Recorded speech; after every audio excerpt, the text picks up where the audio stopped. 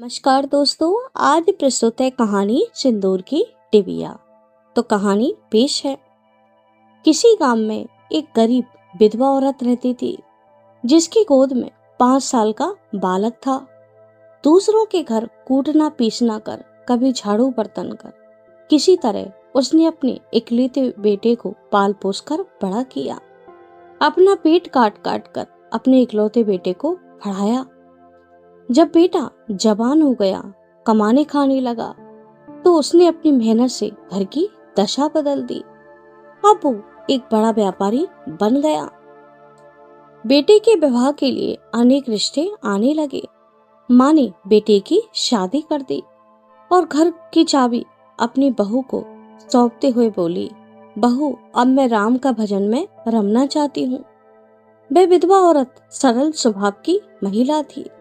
बहू को बेटी के समान प्रेम करती थी, परंतु उसकी बहू बेहद चालाक और शातिर स्वभाव की महिला थी।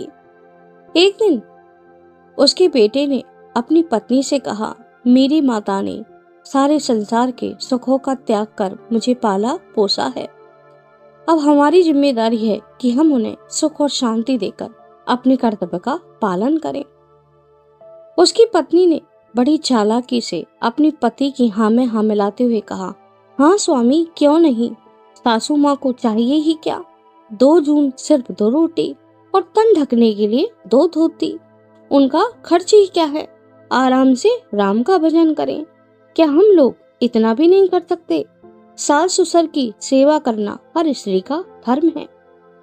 अपनी पत्नी के मुख से ये बात सुनकर उस बुढ़िया का पुत्र बेहद खुश हुआ। उसने अपनी पत्नी से फिर कहा, प्रिय, अब मैं बेफिक्र हो गया हूँ।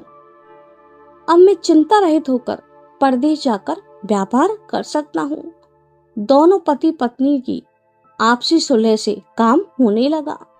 पत्नी घर संभालती और पति व्यापार के लिए परदेश जाने लगा।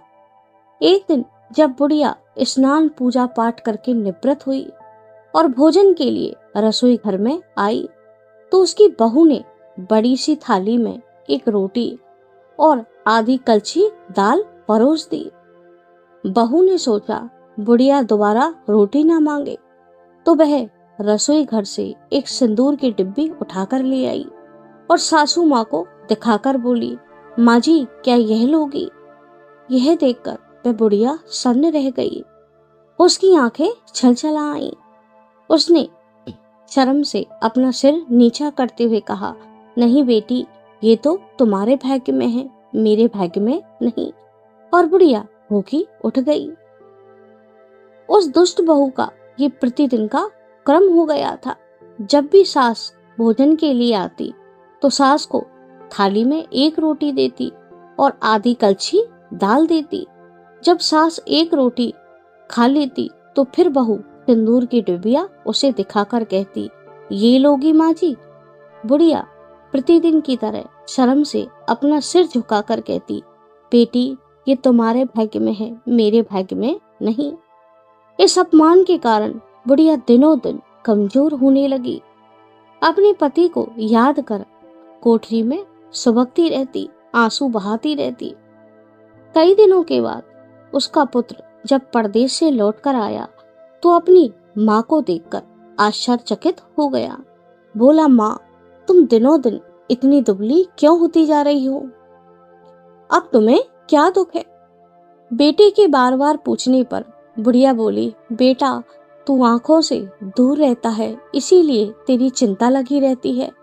जब तुझे आंख भर देख लेती हूँ, तो सारा दुख भूल जाती हूँ। अब जीवन में थोड़े दिन बचे हैं, ईश्वर की कृपा से वे जल्दी कट जाएं। बेटा माँ की बात को सुनकर सोच में पड़ गया और बोला, अम्मा, ये क्या कहती हो। बेटा माँ के पैरों से लिपट कर बोला, अम्मा, सच बतलाओ, ऐसी क्या बात है। जब तक तुम न बतलाओगी, मैं खाना नहीं खाऊंगा। बुढ़िया मन में सोचने लगी, यदि मैंने कुछ बताया तो बेटे का मन दुखेगा, घर की शांति नष्ट होगी। वो हंसकर बोली, बेटा, कुछ नहीं, कुछ दिनों से पेट में दर्द सा रहता है। उसका बेटा बोला, इतनी धन दौलत के उपरांत यदि तुम्हारा स्वास्थ्य सही नहीं रहता माँ, तो ये धन दौलत किस काम की। बेटे ने अनेक नीम हकीम वैद्यों को बुलवाया। बुढ़िया दवा रख लेती थी पर दवा को लेती नहीं थी, उसे फेंक देती। एक दिन बेटे ने अपनी पत्नी से कहा, अम्मा न दवा लेती है न ठीक ढंग से कुछ खाती है। पत्नी ने तुनक कर कहा, मैं क्या जानूं, यदि वह न खाए, पूछने पर भी मना कर दे तो इसमें मेरा क्या दोष। एक दिन जब माँ रसोई में भोजन के लिए प्रतिदिन की तरह आई तो बहू ने फिर एक रोटी और आधी कलछी सब्जी देने के बाद उसे सिंदूर की डिबिया दिखाई। बुढ़िया ने सिर झुकाकर पूर्व की तरह कहा, बेटी इसे लेकर मैं क्या करूंगी, ईश्वर ने ये तुम्हारे भाग्य में लिखा है। बेटा छिपकर ये सब बातें सुन रहा था, परंतु बेटा कुछ समझ नहीं पाया। वह क्रोध में भरकर बोला, अम्मा तुम्हारी वजह से घर की सुख शांति भंग हो रही है। न वैद्य की दवा खाती हो और जब बहू खाना परोसती है तो ताने मारती हो कि ये सब तुम्हारे भाग्य में है, मेरे भाग्य में नहीं। न खुद खाती हो न चैन से दूसरों को खाने देती हो। ये सुनकर बुढ़िया को धक्का लगा और उसके सब्र का बांध टूट गया। वह बिलक बिलक कर रोने लगी और लाठी के सहारे अपनी कोठरी में चली गई। रात्रि के समय पुत्र की आंखों में अपनी माँ का रोता हुआ चेहरा पल पल उभर रहा था।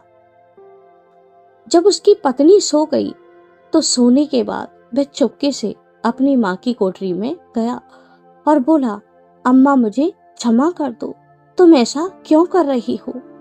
अपनी माँ का हाथ अपने सिर पर रखकर बोला, सच सच बतलाओ अम्मा, तुम्हें मेरी कसम क्या बात है। बुढ़िया अपने बेटे को सीने से लगाकर बोली, घर की सुख शांति भंग ना हो इसीलिए मैं चुप रही। मेरे लाल तुम्हारी झूठी शपथ मैं ना खाऊंगी। मैं तो क्या दुनिया की कोई भी माँ अपनी संतान का अहित नहीं चाहती। तुम्हारी बहू मुझे रोटी और थोड़ी सी कलछी सब्जी देती है और इसके बाद वो क्या करती है ये मैं आपसे अपने मुख से न कह पाऊंगी। तुम रसोई घर में आकर देख लो। तुमसे झूठ बोलकर मैं परमात्मा और तुम्हारे बाबूजी को क्या जवाब दूंगी। दूसरे दिन उसकी पत्नी इस बात से अनभिज्ञ थी। उसने अपनी सास को प्रतिदिन की तरह एक रोटी और आधी कलछी दाल देकर सास को फिर वही सिंदूर की डिब्बी दिखाई और हंसते हुए और अपमानित करते हुए बोली, माँ जी ये लोगी क्या। उसके इस कार्य को उसका पति चुपचाप देख रहा था। उसके पति ने अपनी पत्नी को रंगे हाथों पकड़ लिया और क्रोध में भरकर बोला, अरे दुष्टा तू कितनी नीच और गिरी हुई है। आज जो सुख वैभव भोग रही है वो मेरी माँ की त्याग का ही फल है। मेरे इस घर से निकल जा, मेरे घर से तू निकल जा। मैं तुझ जैसी नीच औरत की शक्ल नहीं देखना चाहता। पुत्र ने अपनी पत्नी को मारने के लिए हाथ उठाया। तभी माँ ने कहा, नहीं मेरे लाल, स्त्री घर की लक्ष्मी होती है। मैंने सदैव इसे अपनी पुत्री माना। बुढ़िया की ये बात सुनकर बहू ग्लानि से भर उठी और सास के चरणों में गिर पड़ी। उसे अपनी गलती का एहसास हो चुका था। फिर तीनों सुखपूर्वक रहने लगे, परंतु अब पुत्र स्वयं दोनों जून अपनी माँ को हाथों से रोटी खिलाने लगा। थैंक यू दोस्तों। अगर आपको मेरी ये छोटी सी कहानी पसंद आती है तो प्लीज मेरे चैनल को लाइक करें और सब्सक्राइब करें।